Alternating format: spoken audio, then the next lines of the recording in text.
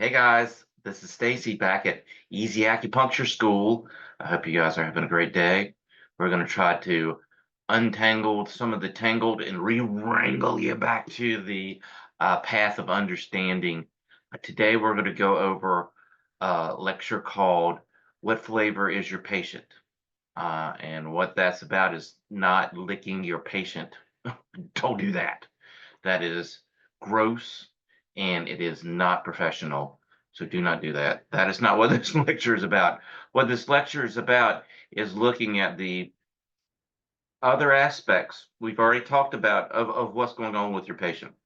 We've already talked about who's on what team, meaning what symptoms correlate with what channels. Now we're going to look at other imbalances and other aspects that might be playing a role in how your patient's health is.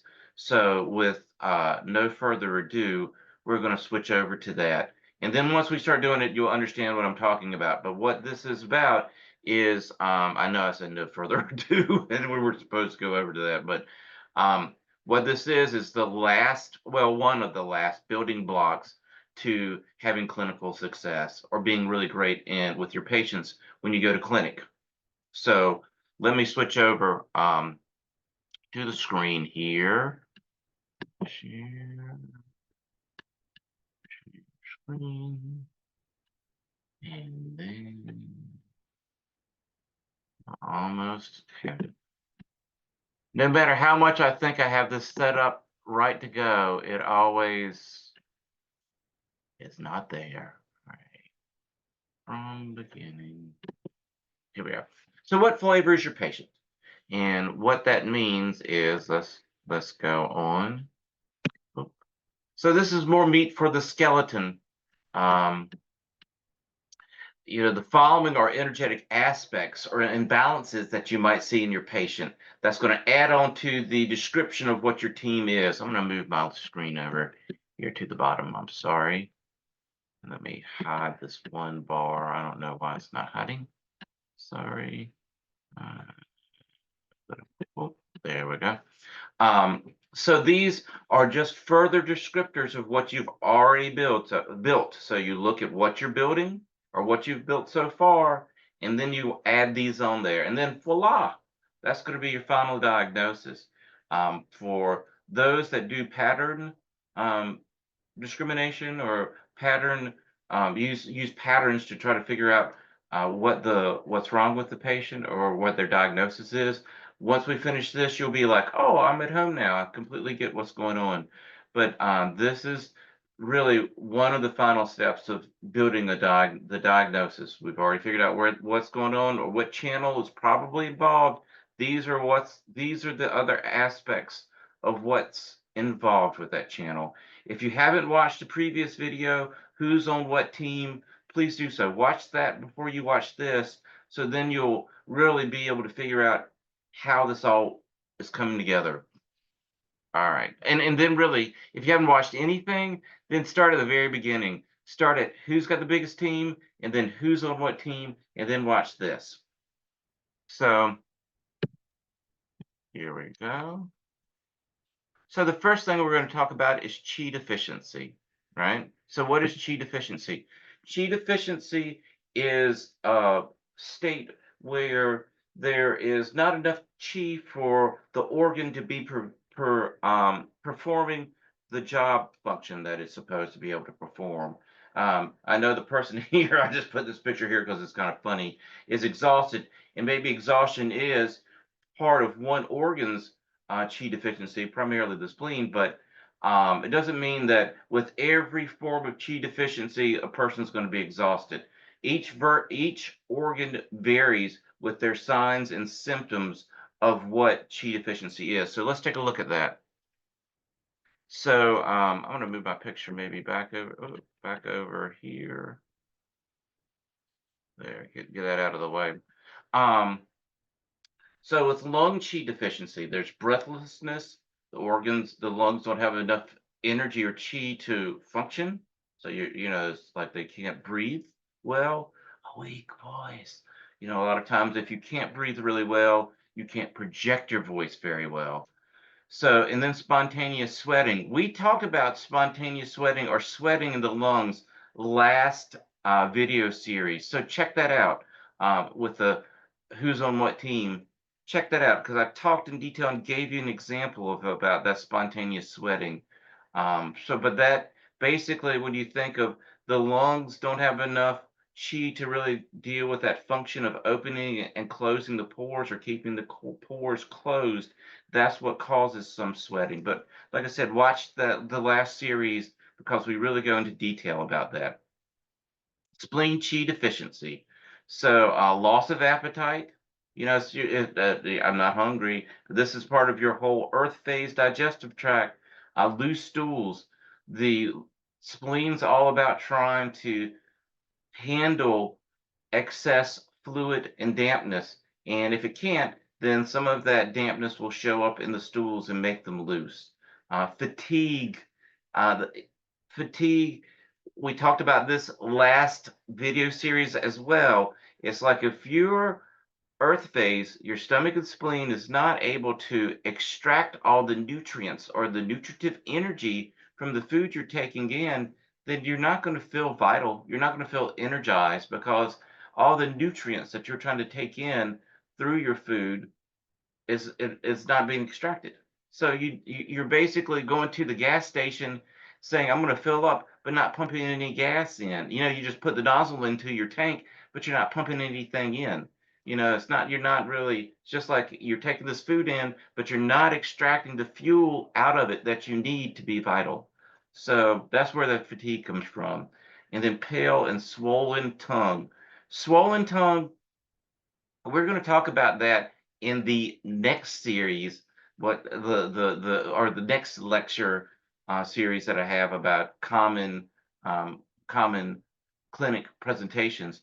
But one of the things that can be confusing to people, and I have a really good example next lecture series, but I guess that's not helping right now. But I'm going to try to use the art skill that I don't have to draw you a picture. So sometime what um what people talk about, you commonly hear, you know, okay, if somebody's spleen Qi deficient, then they have a scalloped tongue. So what that means is they will have like a tongue that has like little indentations on the side. Like I said, I'm not an art student. I mean, not that big of an indentation, I'm sorry, but little indentations on the side that are teeth marks. It's basically they're saying, like I said, the very bottom one there, on the very bottom one that's really big, that was just a mistake. Um, but a lot of times when the tongue is swollen, people think, oh, well, the tongue is swollen and the tongue presses against the teeth, and that's why you get this scalloped or this little teeth pattern on the side. And they go, oh, look, I see some teeth patterns. That means you got a spleen Qi deficiency. No, it does not, because sometimes that just might mean that the way that your tongue rests in your mouth, it presses against the teeth and causes that.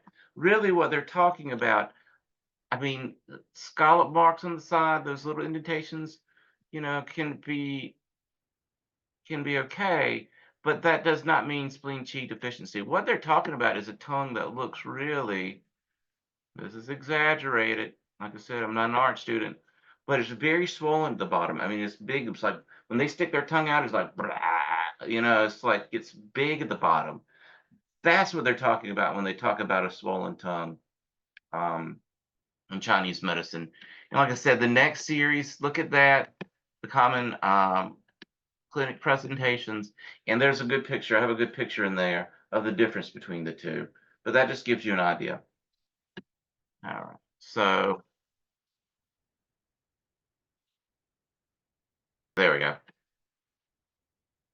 Oops, there we go. So then another thing for Qi deficiency, another symptom is we look at the heart, palpitations, blue lips, because the lips aren't getting the blood, the heart's not pumping, circulating the blood like it should. You know, the heart governs the blood. Once again, we talked about this last lecture series, but if somebody's having palpitations and blue lips, make sure they're under a doctor's care. Get them to be, I mean, you can work with them, but say you got to go see a doctor because there could be something life-threatening with this. This isn't healthy. I know you're coming in here to try to revitalize your health, but you need to get checked out by a doctor first. So, but once again, Qi deficiency equates not enough Qi for the organ to function or do what it's supposed to do. And those are signs that the heart's not doing what it needs to be doing. Kidney dysfunction, or sorry, kidney deficiency symptoms, frequent urination. The quite often once the kidneys start to not have enough chi to hold that urine in, the person has to frequently urinate. Possible lower back pain or weak knees. That's a very common symptom for kidney chi deficiency, and then poor memory, um, or possibly poor memory. Think about the brain, the sea of marrow, that's controlled by the kidneys. So if the sea of marrow isn't working, that's a function of the kidneys. That means they don't have enough chi potentially to do their job. So that's another thing to look at.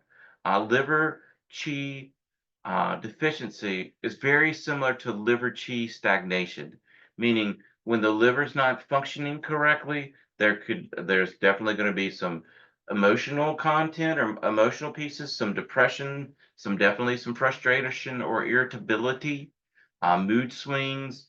Also, there could be problems sleeping, and then also possible. And we talked about why this is just possible, because there's some other players that could be involved with menstrual issues or menstruation issues, but commonly the first space or first place to look for when you're having somebody with menstrual issues or irregularities is look towards the blood, because one of the liver's roles is to distribute, hold and distribute blood. And if the blood's not being distributed correctly, if the liver's not doing its job, if it doesn't have enough chi to do its job, then there could be menstruation issues. Chi stagnation. So I've got this picture because it gives you an example, of what chi stagnation is. You've got this channel that chi's flowing down, and then there's something in the way. There's an obstruction, and then it starts to build up behind it, and then there's maybe a little bit of chi that ekes out. But what's behind there in that pool is usually something that's stagnant. That's going to have, what is it, algae floating all in there. It's going to be gross. You're not going to want to be swimming in it. So that's what chi stagnation is like. It's like the channel's being blocked and everything behind there is gross. It's got algae in it. I mean, not really in real life, but you understand what I'm saying. It's not healthy chi that's behind there because it's stagnant. So let me move my picture again. Sorry, trying to move it around so it's not in your way. I know everybody wants to see my beautiful face, but I just want to make sure it's not in everybody's way. Just joking. Chi stagnation. When chi is stagnant in a particular organ, there can be pain, or impairment of the organ's function. A lot of times when you look at the quality of pain, is with chi stagnation, it could be potentially kind of a moving target. Whereas if you get, I mean, and you think about wind and how wind kind of moves things around, and liver's involved with wind. So a lot of times, if there's definitely with liver pain, I mean, sorry, liver chi stagnation, there can be some wind and it can move around, but doesn't always have to be liver chi that's stagnant. That's not the only organ. Other organs can be. But the difference is, think about moving pain versus fixed pain. Fixed pain is quite often where you have blood stagnation, meaning like somebody's had a trauma and the blood is not flowing. That's not the only reason why you could have blood stagnation, but it's a very common one. And then how they describe blood stagnation is more of a stabbing or fixed pain. Feels like sharpened bamboo sticks that are being stuck into you. That's what I've read that somewhere in a book. So it's like that, commonly, not always, but often Also, people will mention that they feel that at nighttime. I have a hard time falling asleep, or I'm woken up in the middle of my sleep because there's this stabbing pain.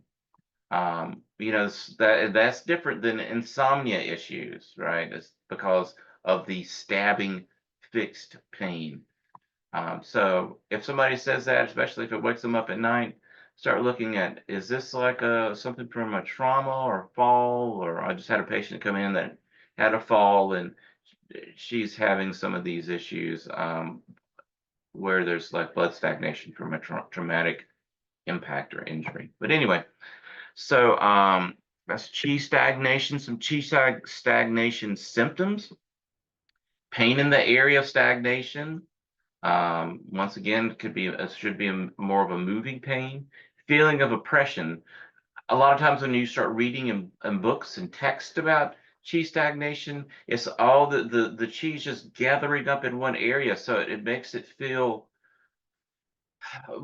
just an area of collection. It was like that picture that I showed you at the very beginning of this, where you had that stream, and where everything was dammed up. It was all collecting and getting big. That's the same thing in your body. You'll start feeling this fullness sensation, because everything behind where things are stagnating starts to get big, full, more full than it should be, overflowing the banks, so to speak. So that's where that feeling of oppression and distension and bloating, when they mention that, that's where that's coming from. And also the bloating feeling can be because things aren't moving through correctly. The energy is not moving through, and it's just collecting in an area. Depression, irritability, and other emotional content, because our emotions are really just energy moving, and when that energy stops moving, then things become stagnant.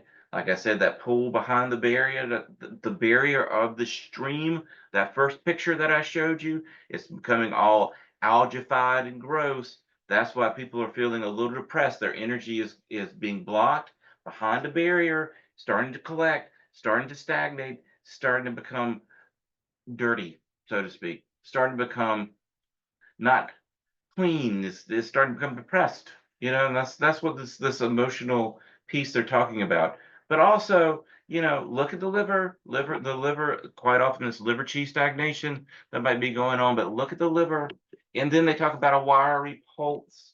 I talked about in last lecture series what I used to do for students, letting them feel a stem of weed and under a piece of toilet paper. And when they rub their fingers over it, I was like, that's what a wiry pulse feels like, because a wiry pulse feels like a guitar string. It feels hard. Quite often you'll feel that in the liver pulse.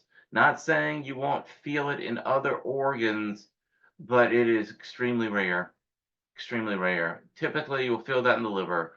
But maybe if there's some stagnation in another organ, you might possibly feel a little bit of tightness to the pulse.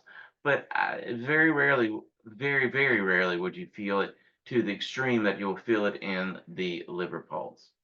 So not saying it doesn't happen, but saying it's very, very rare that you'll feel it in another pulse outside of the liver to that extreme. Qi stagnation. Another element of Qi stagnation. Um, when you look at the Wang Di De Jing, blood follows Qi. That's what they say. So Qi is seen as a driving force that moves the blood. It's kind of like, you've got a leash around your dog, and you're trying to pull it along because it's not coming. That's what the Qi does. It kind of has a leash around the blood and pulls the blood around.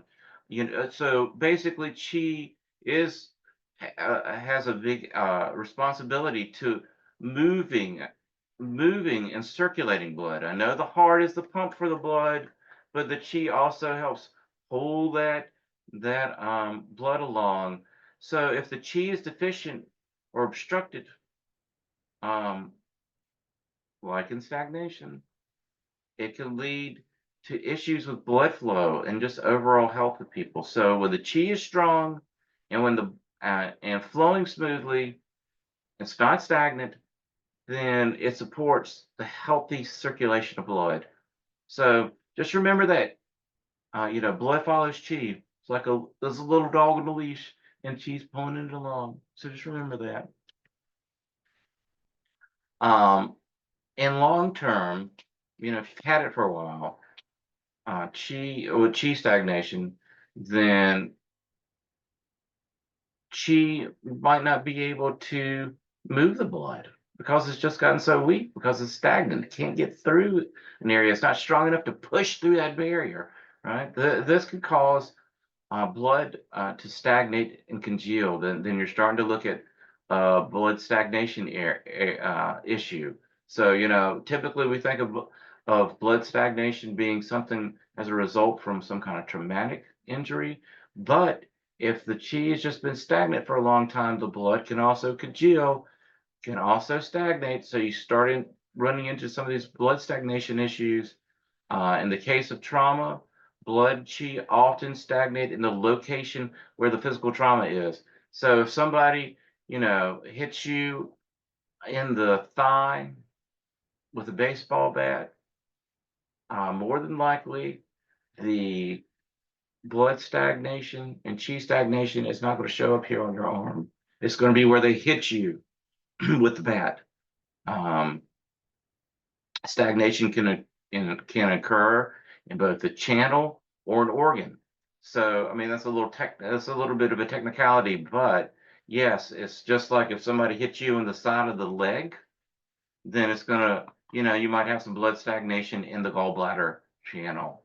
But if somebody hits you in the gut with that baseball bat or just hits you really hard, then it could bruise one of your internal organs. So that's what they're talking about there. There could be blood stagnation in that stomach because you were hit really hard in a car accident, or in a gang fight. Somebody hit you with a baseball bat. Um, like with West Side Story or something like that, which is a musical. But anyway, I'm just being silly.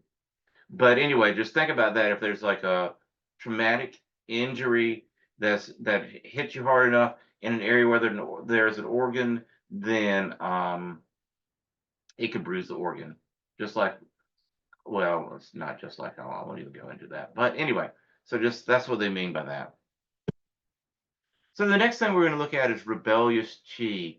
So rebellious chi is like chi is supposed to be going one way. It's like the finger pointing in this picture, but then sometimes chi is not going the way that it should. So let's look at what they're talking about there. All the organs in the body have a normal direction of chi flow. Rebellious chi is when the flow of chi is moving in the direction that is not moving in the direction that it's supposed to. So it's going in the opposite direction. So let's talk about that a little bit. So here's a little chart that I made. It goes over the organ, the normal flow, and when it starts to rebel, and then what the symptoms are that you see. So the stomach has a downward motion, and because it's trying to move the food down, that's the direction it has. When it starts to rebel, you see these upward signs, signs of upward moving, meaning you start seeing hiccups, you start seeing belching, you start seeing vomiting, right? The food's not staying down, it's coming up. You see nausea, where it feels like it's the predecessor of you getting ready to throw up, nausea. The next thing is lungs. They have a downward motion. Think about what you've learned in school and what we talked about last lecture series about the kidneys grasping the chi, right? Pulling the chi down in the lungs. So the lungs have this downward motion. As the lungs are expanding, right? They expand downward. So the lungs have this downward motion. If they are rebellious or being rebellious, then they start you start having to cough, right? You have this activity of upward momentum, right? You're coughing, or you have asthma. I can't breathe because your lungs aren't fully expanding, aren't getting the chi's not getting grasped and pulling the lungs down, expanding them. So you can have some things like asthma. Kidneys, the same thing. The reason that they have a downward motion is because the urine goes down, right? But also they're involved with the lungs, that kidney grasping the qi, pulling the qi down. So when it's rebellious and not pulling the qi down like it should, you start getting asthma. Then the heart has a downward motion. Let me explain that.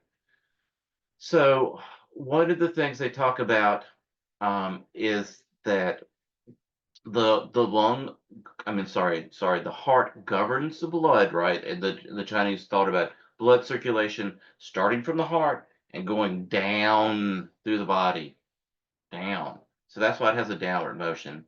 But also they felt that the heart is the home of the shin.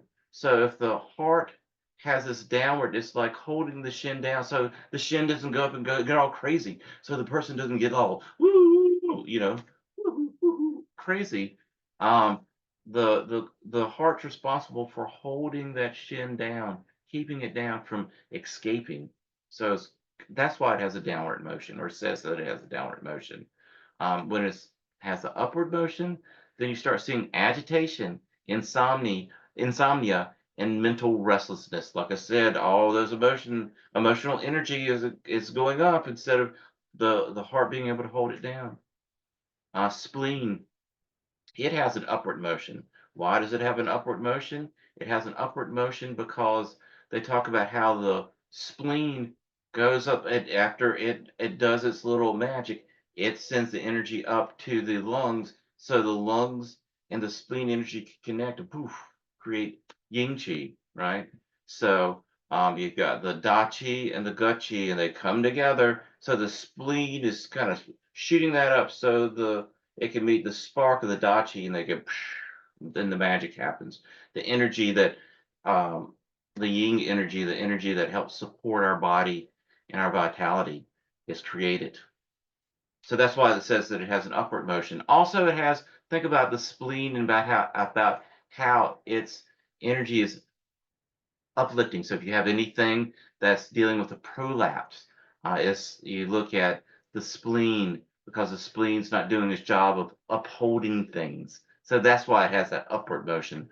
So when it's um, it's not doing its job, when it's being rebellious, you see a downward motion. You start seeing prolapses, and then you also start seeing some diarrhea. It's not processing the food well. Things aren't going up to meet the lungs. The good chi and the da chi aren't going up and meeting. So it's like, whoop, you got the runs. Now, here's one that's very similar to what we talked about last lecture series about the liver being the thief of the organs, right? So the liver, in a healthy natural state, does have an upbearing energetic effect, and that's just because the liver helps move and circulate the energy around, and the Chinese felt that it would rise up off of the liver, like like waves of heat, so to speak, but not too hot. I mean, naturally, just kind of like the waves that you see from a fire that's not out of control, the heat like that.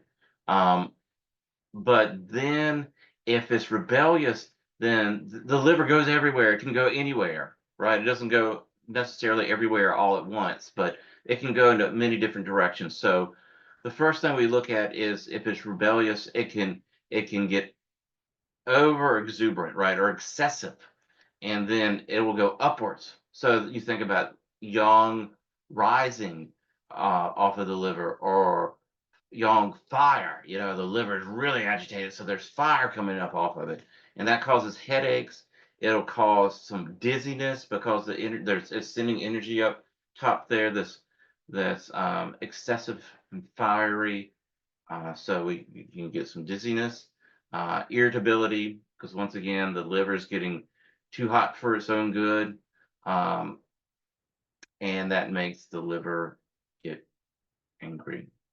Also, you probably could have some tinnitus with that as well. I didn't have that in here, but I just thought of that. So another direction that the liver can go is it can attack the stomach. When you start seeing that, you have more physical signs of nausea, belching, was it dyspnea? But anyway, nausea, belching, vomiting, physical signs of that the stomach's getting agitated where the food is being ripened and held. It's like it's getting too hot and it's having to evacuate.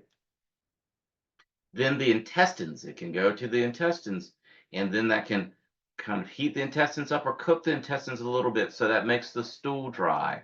And then the lungs, it could go up and start heating the lungs up. So instead of the lungs being able to maintain their downward activity, their expansion, then you're starting to get a cough.